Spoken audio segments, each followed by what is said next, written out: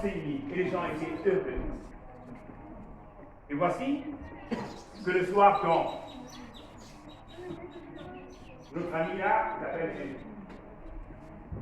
Et il avait avec lui 12 autres amis qu'on appelle les apôtres. Et puis il dit, il faut faire partir la foule. Il y a des pays maintenant, ils sont fatigués, ils vont défaillir. Puis, ici là, il y a un enfant qui a 5 pains et 2 poissons, mais cette quantité est trop petite pour cette grande foule. Jésus demande de les faire asseoir. Les faire asseoir. Et il leur dit aussi, donnez-leur vous-même à manger. C'est étonnant. Comment peuvent-ils se donner eux-mêmes à la foule immense? Et puis il leur demandera de les faire asseoir. Et il prend les 5 pains et les 2 poissons. Il bénit Dieu.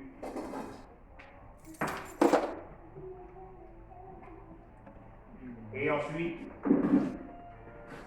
il leur dit, distribuez ce pain. Et ils en distribuèrent à la foule. Et à la fin, chacun mangea à sa faim. Et Jésus demanda qu'on ramasse le reste des pains. Et les pains qui restaient remplirent 12 paniers. Ah, quelle histoire! L'histoire que je tout l'immense.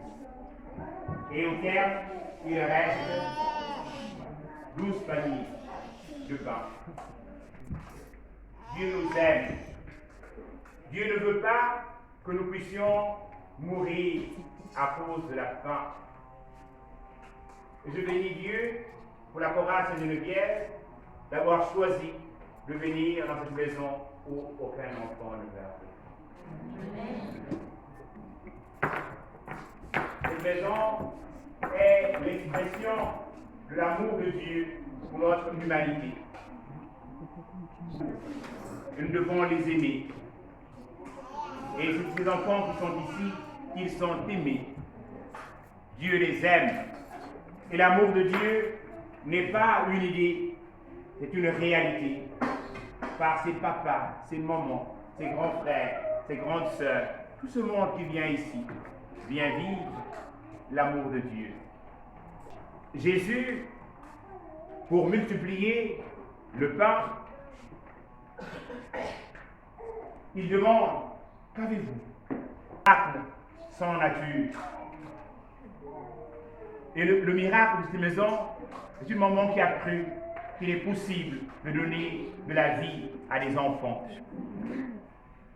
Des enfants de notre cité, la cité de Libreville, de nos villages, laissés à eux-mêmes, quelquefois abandonnés au bord d'une poubelle. Que ces enfants peuvent avoir un cadre, pas loin de la vie, pas dans la vie, au bord des rails. Les enfants ont un univers plein d'avenir. Et les enfants sont venus dans cette maison. Ils ont été accueillis, aimés. Ils ont été inscrits dans le système scolaire. Certains ici ont obtenu leur entrée en 6e, d'autres leur BEC, leur entrée en second baccalauréat, et sont dans nos universités. Et demain, ils seront les acteurs de la société, aimant leurs frères et leurs sœurs.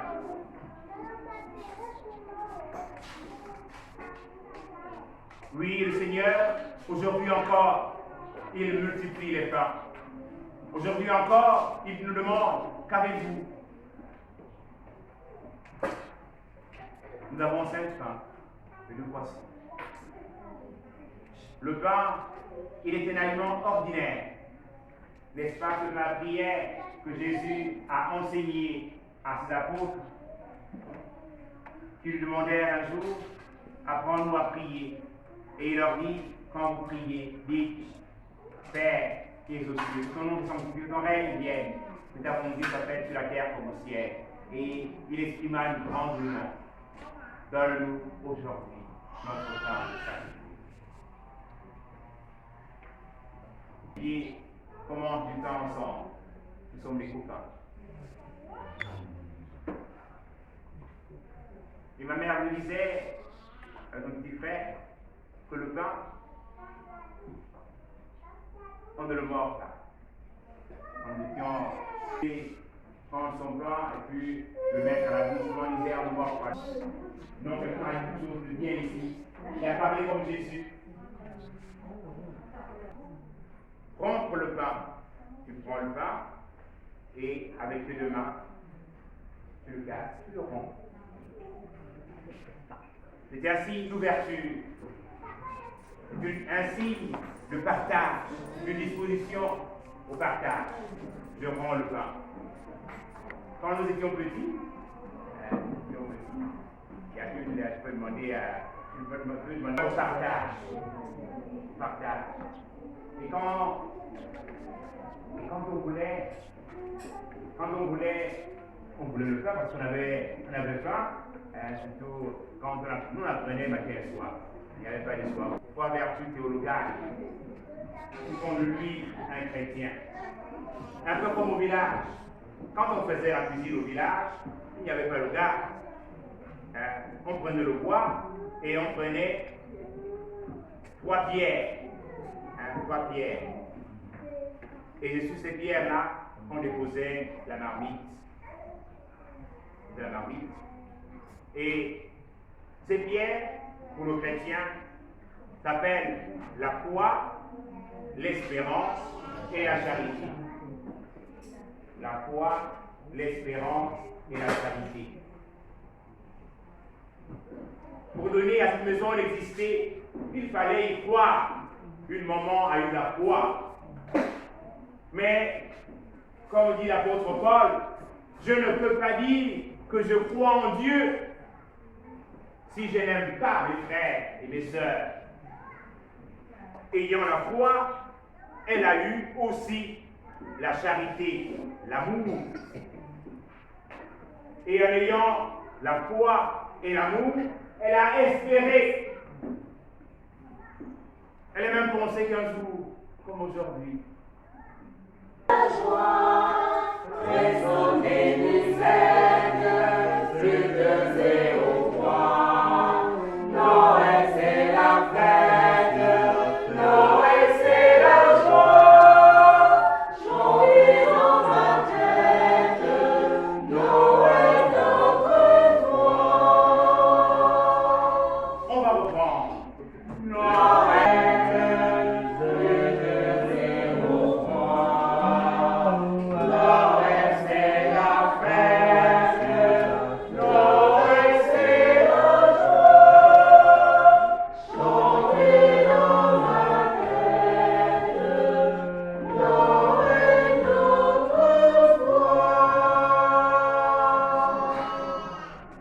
Oui, donne aux anges de quitter le ciel et de venir louer l'enfant et d'informer les bergers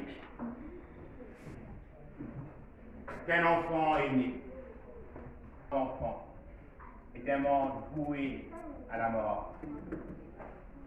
Chers enfants, vous êtes, autrefois on a toujours dit que les enfants sont l'avenir de demain. Et le pape François, aux Journées mondiales de la jeunesse, a dit aux jeunes que vous n'êtes pas l'avenir, vous êtes le présent. Vous êtes le présent. Parce qu'on ne peut pas vous projeter là-bas, c'est déjà aujourd'hui. Et la beauté de notre pays, la beauté de notre continent, c'est d'avoir une pyramide des âges. Il y aura toujours de la vie. Dans ce pays, il y aura toujours de l'amour. Dans ce pays, il y aura toujours de la vie. Les larmes peuvent le faire pleurer quand les enfants auront la parole, la tendresse aura gagné. Un enfant peut faire chanter le monde et ses larmes peuvent le faire pleurer quand les enfants auront la parole, la tendresse aura gagné. Et pour les enfants, nous applaudissons.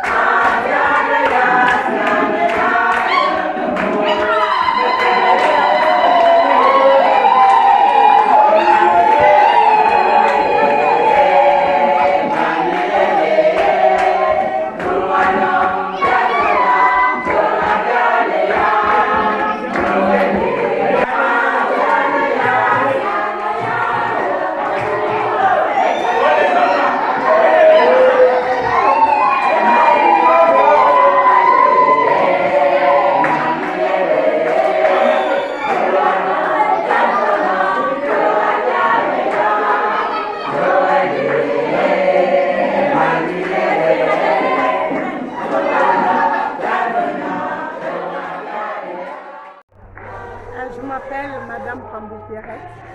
Je suis la fondatrice de ce que vous voyez là l'enseignement. Aujourd'hui, l'œuvre a 4 ans d'existence.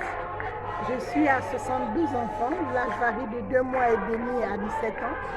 Je rends grâce à Dieu parce que c'est l'amour de Dieu qui aujourd'hui fait que cette œuvre prospère et qu'elle existe jusqu'alors. Nous vivons des dons, comme c'est que la chorale vient de faire aujourd'hui pour les enfants du centre d'accueil LJV. Je n'ai pas grand-chose à vous dire. Nous sommes un centre d'accueil. On accueille des enfants orphelins, des enfants abandonnés, les enfants de la rue et des enfants vulnérables. Nous avons les affaires sociales qui placent les enfants ici.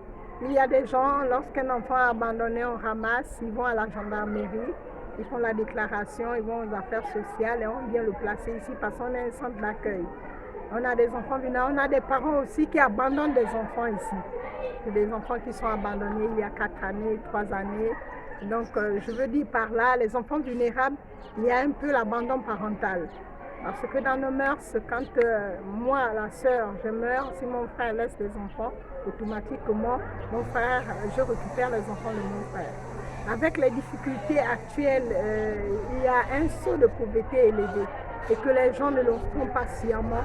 Si vous n'avez pas assez de moyens pour pouvoir subvenir aux besoins de ces enfants, vous vous rendez compte qu'on se retrouve avec beaucoup d'enfants délinquants dans la rue. On ne comprend pas pourquoi. On ne cherche pas à savoir pourquoi. On se dit que c'est seulement des bandits, or que les enfants ont des difficultés qu'on ne connaît pas. Et aujourd'hui, j'ai réalisé que vraiment la souffrance existe dans ce pays et que ces enfants ont besoin d'aide, sincèrement. Une fois arrivés ici, ces enfants sont mis dans des écoles. Je suis soutenue par les ONG, par les organismes et par les églises, je vous dis sincèrement. Parce qu'au sein de l'église, on trouve un peu tout le monde. Il y a des enseignants, il y a des médecins et ce sont eux qui m'accompagnent. Je vous dis, ça c'est l'œuvre de Dieu.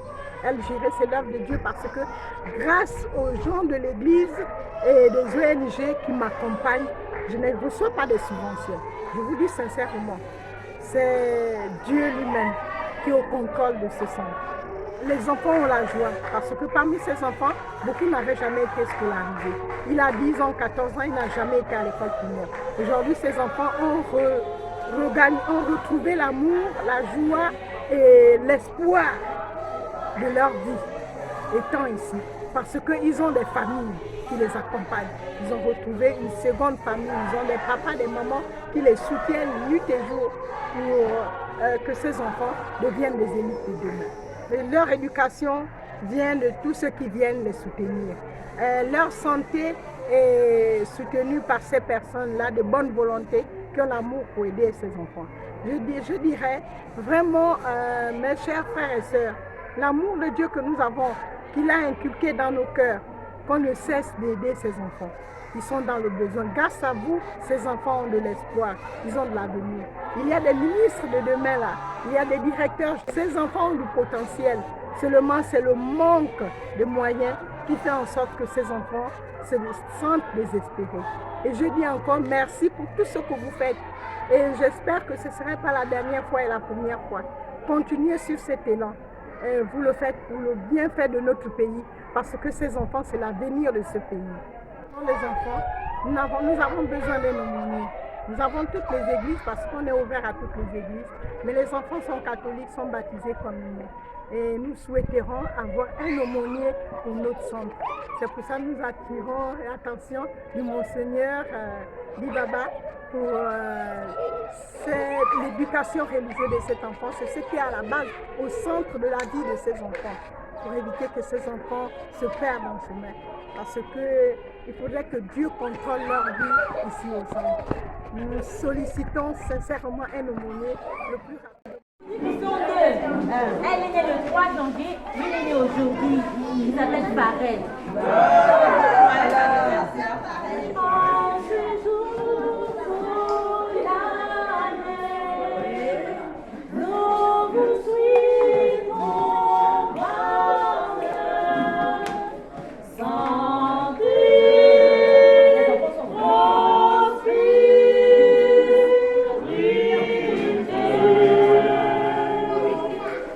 Joyeux anniversaire.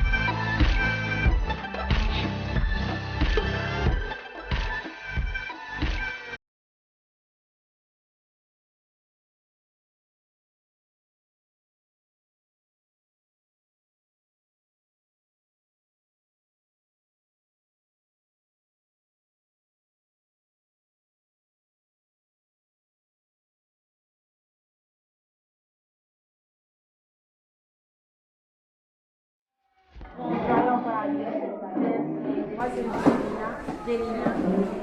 Je vous remercie pour ce que tu nous as avec nous. Je vous remercie pour cet amour fraternel car ça nous manquait vraiment. Et aujourd'hui, nous voyons aujourd'hui nos petits mamans et nos papas, ça nous fait vraiment plaisir. Cela nous prouve que nous ne sommes pas seuls. Merci encore pour ça. Et nous avons fait une petite prière afin que Dieu nous bénisse. Une petite adoration. C'est mon Seigneur. Nous te présentons ces moments, Seigneur, ces moments dans le sang de l'agneau, ces moments dans le sang de l'agneau. Seigneur, Papa, je te remercie, Seigneur, je te remercie, maintenant que nous sommes en train de faire la Père éternel, je te demande de les bénir, Seigneur, de leur montrer de l'église, de leur église, Seigneur, pour cette avec toi, que tu les abandonnes pas dans les moments de Seigneur, je te présente leur famille, je te présente leur travail, je te présente leur église, Père éternel, Père de bénédiction, Seigneur, que la bénédiction abonde dans leur église, Père éternel, et qui continue à constamment, nous sois élevés, sois magnifiés, c'est d'une seule fois que nous allons dire notre Père, qui es aux cieux, que ton nom soit sanctifié, que ton règne vienne, que ta volonté soit faite sur la terre comme au ciel. Donne-nous aujourd'hui notre pain de ce jour. Pardonne-nous nos offenses, Comme nous pardonnons aussi à ceux qui nous ont offensés. Et ne nous soumets pas à la tentation, mais délivre-nous du mal. car c'est à toi qu'appartient Le règne, la puissance et la gloire pour les siècles des siècles. Amen. Je vous salue Marie, Pleine de grâce, le Seigneur est avec vous. Vous êtes bénie entre toutes les femmes, et Jésus, le fruit de vos entrailles, est béni. Sainte Marie, Mère de Dieu, priez pour nous pauvres pécheurs, maintenant et à l'heure de notre mort. Amen. Gloire au Père et au Fils et au Saint-Esprit, comme il était au commencement, maintenant et toujours, et dans les siècles des siècles. Amen. Prions encore le Seigneur. Seigneur, toi qui t'es fait l'un d'entre nous en devenant un enfant, tu es venu naître au milieu de nous. Dispose nos cœurs à grandir aussi en âme, en intelligence et en sagesse, en étant soumis à nos parents, à ces éducateurs qui veillent chaque jour sur nous. Daigne combler de bénédictions tous ces enfants, qu'ils grandissent ainsi en âge, en intelligence et en sagesse. Le Seigneur est avec vous. Et avec votre esprit. Que Dieu Tout-Puissant vous bénisse, le Père et le Fils et le Saint-Esprit. Amen. Demeurez dans la joie et la paix du Christ. Nous rendons grâce à Dieu.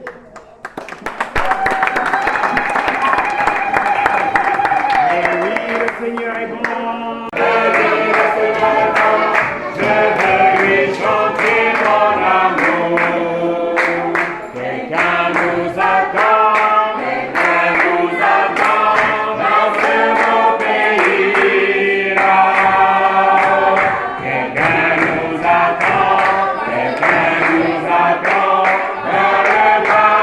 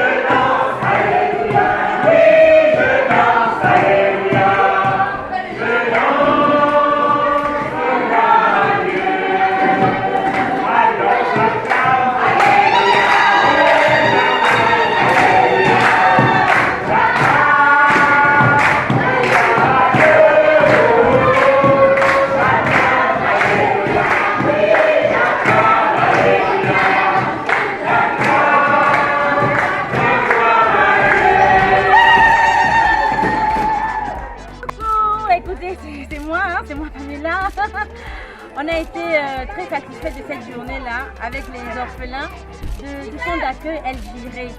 Et vraiment et tout, c'est l'une des valeurs de la vie qui nous tient encore debout, qui nous fait comprendre et tout que la vie est belle.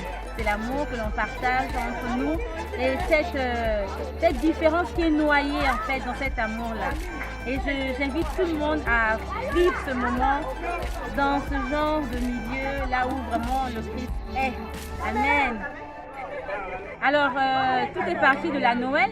On n'avait pas eu une activité et tout pour la Noël et on cherchait quoi faire.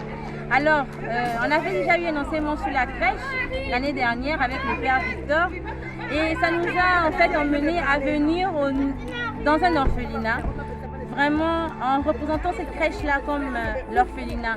Venir partager avec des enfants dans leur milieu, quitter notre confort, hein, on va dire notre aisance, pour venir dans ce milieu partager avec eux la joie, l'amour, et puis voilà, un peu un goûter et tout ça. Voilà comment nous est venue l'idée de venir à l'orphelinat. C'est parti de Noël. Et on a atteint notre objectif. Les enfants étaient heureux et ça nous a fait très plaisir. Plein d'émotions. Vraiment, ces enfants ont besoin d'amour. Yes.